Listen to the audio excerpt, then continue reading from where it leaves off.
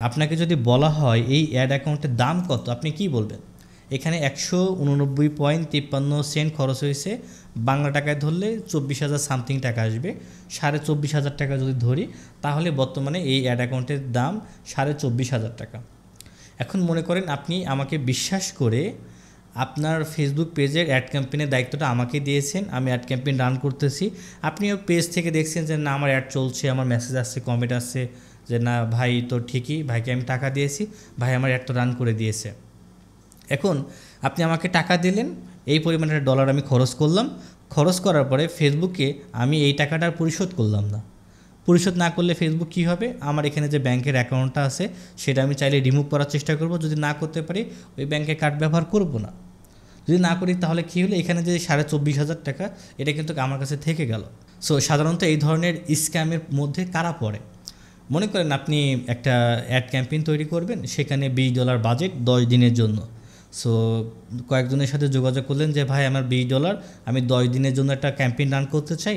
কেউ হয়তো বললো আপনাকে যে আমাকে আপনি $140 দিবেন, কেউ বললো আমাকে $150 দিবেন, কেউ 160, কেউ 130 টাকা, কেউ 120 টাকা।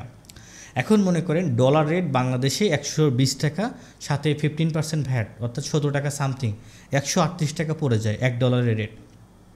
এখন যদি 150 টাকা কেউ ডলার রেট রাখে, তার সাথে আপনি চুক্তিবদ্ধ হলেন, তাকে $20 দিলেন, আমি ধরে নিচ্ছি সে প্রতি ডলারে মনে করেন 150 মাইনাস 138 তার মানে 12 টাকা, সে 12 টাকা লাভ করবে প্রতি ডলারে।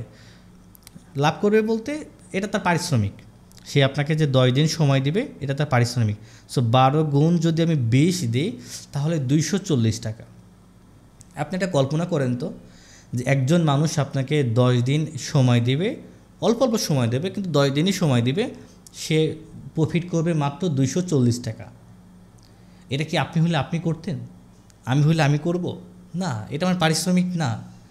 সো 10 দিন মানে কি, মানে 10 দিন যদি আপনি একজন অ্যাড ক্যাম্পেইন রান করলেন, তার প্রোডাক্টটা রিসার্চ করলেন, আইডিয়া দিলেন, তার সাথে মার্কেটিংয়ের জন্য সুন্দরভাবে কথা বললেন, তাকে সেলে কনভার্ট করার জন্য, এবং ক্যাম্পেইনটা রান করার পরে প্রতিনিয়ত তার সাথে যোগাযোগ করতেছেন যে ভাই সেলের কী অবস্থা, আপডেট কী ইত্যাদি। 10 দিন লং সময়। সো আমি এই 10 দিনের জন্য মাত্র 240 টাকা আপনার থেকে প্রফিট করতেছি, আপনিও রাজি হলেন। সো এমন পারিশ্রমিকে যারা কাজ করে তারা কিন্তু অ্যাড অ্যাকাউন্টে বড় ধরনের বিল আসলে তারা ওই অ্যাড অ্যাকাউন্ট আর ব্যবহার করে না।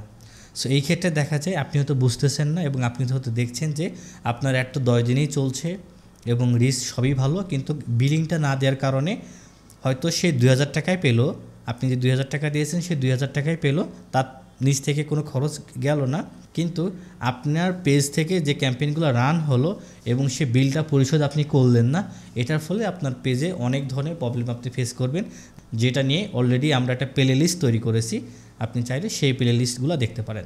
সো এই ভিডিও সংক্রান্ত যদি আপনার কোনো প্রশ্ন থাকে আপনি কমেন্ট করতে পারেন, ইনশাআল্লাহ উত্তর দেওয়ার চেষ্টা করব। ধন্যবাদ।